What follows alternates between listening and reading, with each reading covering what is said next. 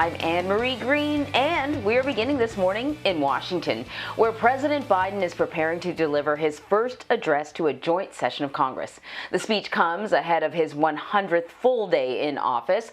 Like everything else in the era of COVID-19, tonight's event is expected to look a little different. Mr. Biden will speak to a smaller in-person audience than we are used to seeing during presidential addresses to lawmakers. Only about 200 people are expected to attend. So Laura Podesta joins us now from New York City with a preview of the speech. Laura, what's the president's focus going to be tonight?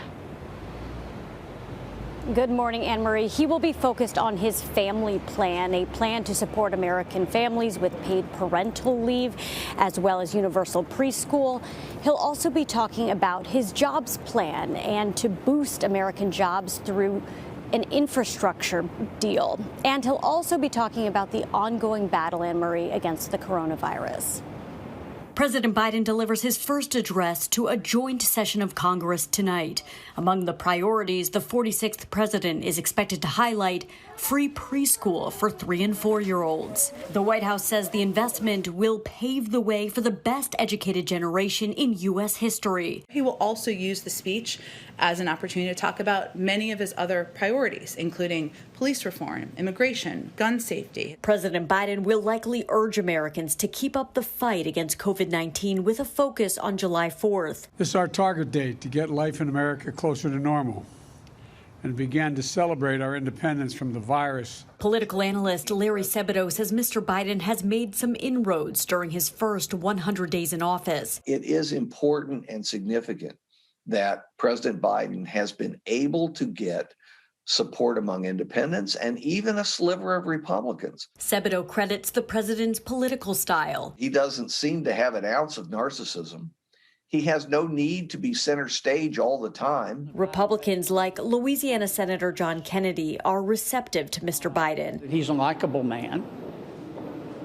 He's a modest man. But key policy differences are likely to keep the two sides apart on major legislation. He believes that we're one tax increase away from prosperity. South Carolina Senator Tim Scott will deliver the GOP response following President Biden's speech.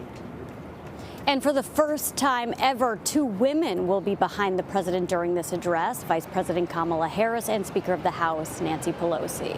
Anne-Marie. So, Laura, this is sort of an interesting little nugget because of, we're living in the era of COVID. In previous, when there were previous addresses to Congress, presidents would have chosen a designated survivor who watches the events from a secure location in case there's a catastrophic thing that happens. But tonight there is no designated survivor.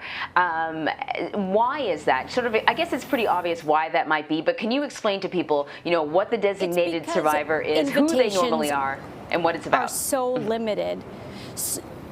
Because invitations are so limited, there's going to be plenty of cabinet officials who will not be in attendance at tonight's address. So there will be no need for a sole designated survivor. But if a disaster were to happen, and we should mention that there's going to be extra security in and around the Capitol due to recent events, including January 6th, well, the person who would likely be next in line, who's not going to be in attendance, is Treasury Secretary Janet Yellen. So she would be the one to assume power. She would be the designated survivor. But again, we got to look at who's going to be in attendance, and then the hierarchy will be determined then. Anne-Marie. Interesting stuff. Laura, thank you so much. We're going to flip on over to Washington, D.C. now, where I want to bring in Bo Erickson to talk a little bit more about the president's speech. So, Bo, listen, President Biden is a man with a plan. We've heard many of the plans, the infrastructure plan, COVID plan. A new one for Americans will probably be the American Families Plan. Laura talked a little bit about that. She talked about free preschool for kids, but that's just sort of a tiny little nugget. So what can you tell us about that plan, and what do we know about how much it's expected to cost?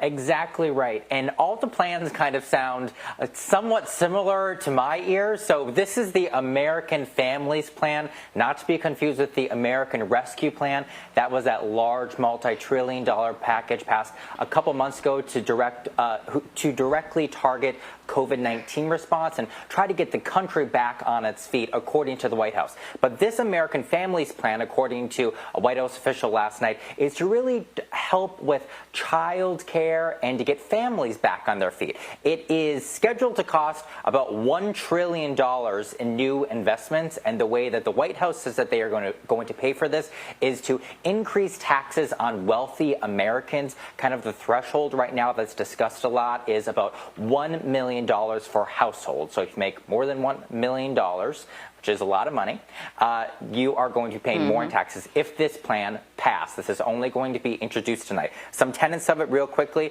We have that 2 free years of preschool for 3 and 4-year-olds. And on the other side, Mr. Biden wants to implement his promise to have 2 free years of community college as well for other low-income families. Pell Grants to boost funding for some other types of post-secondary education will be implemented as well. There's also increased child care assistance, and the number right there that he's going to talk about is 7% of income. If you are not going to pay any more than 7% of income if this plan passed. And just one more thing I'll add here is the expanding child tax credits. That was in the American Rescue Plan, but that only goes through this year. These child tax credits are actually a really big deal, and that's really jargony, but really what this means is helping families get directly thousands of dollars every month. They want to expand that at least until 2025, according to the plan, and we'll hear more about it tonight.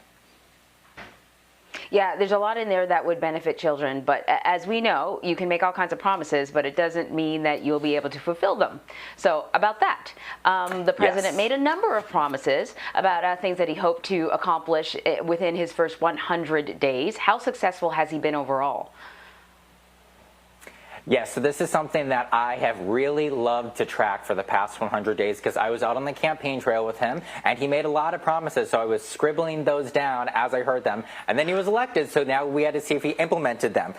Some of the elements here that I'll mention is this increase on the refugee cap. He promised to increase the refugee cap numbers from the Trump administration from 15,000. He has not done that so far. When he had the ability to do so, he kicked the decision to May, actually, and we don't really know if we're going to see those increased in caps for how many refugees are allowed into the country this year. Another element is climate change ideas. This is something that President Biden has really delivered on. He talked a lot about that global climate summit that we saw last week. That was something that he constantly said he wanted to happen, and it maybe got lost some of its gusto because it was over Zoom, but that was a big deal because he brought together many countries, world famous leaders to talk about climate change specifically.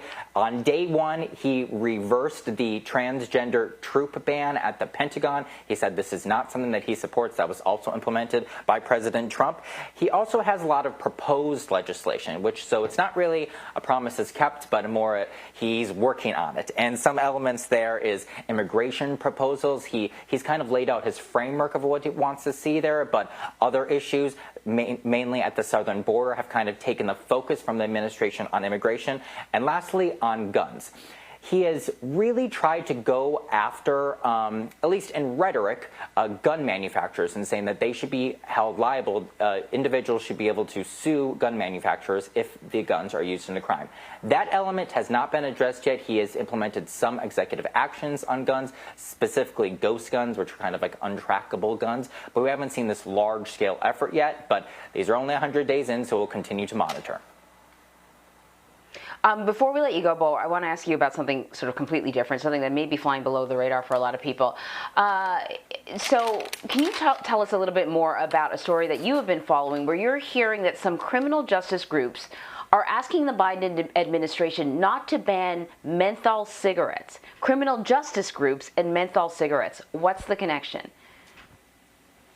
So yes, actually tomorrow, April 29th, is a deadline that is coming 7 years from when this time that a citizen's petition was issued. 7 years ago, the deadline is tomorrow. And the FDA has decided that they will respond to whether or not they are going to ban menthol cigarettes. And this is a question that we really do not know which way it's going to go. As I sit here today, I've been making a lot of calls to those criminal justice groups that you've mentioned, and we don't really know how it's going to go quite yet. The idea here is obviously for public health reasons, and it's ultimately going to be the decision of President Biden. I was told several times of that, but specifically there's some hesitation there from large groups like the ACLU, the American Civil Liberties Union, who say that if you ban menthol cigarettes, this will actually increase policing, specifically to Black Americans. They even cited George Floyd and Mike Brown as well, that there were some elements of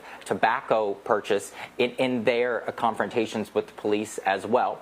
And so they're saying that if we ban menthol cigarettes tomorrow, if the government bans them, they could potentially lead to more policing in communities that are not really helping the idea of criminal justice reform all throughout. Now, with that being said, there are a lot of people wanting to ban menthol cigarettes, so we will wait to see what President Biden does tomorrow. Yeah, hopefully we can have you on again and we can dig a little deeper into that connection and what the concern is. It's interesting. Bo, thank you. Thank you.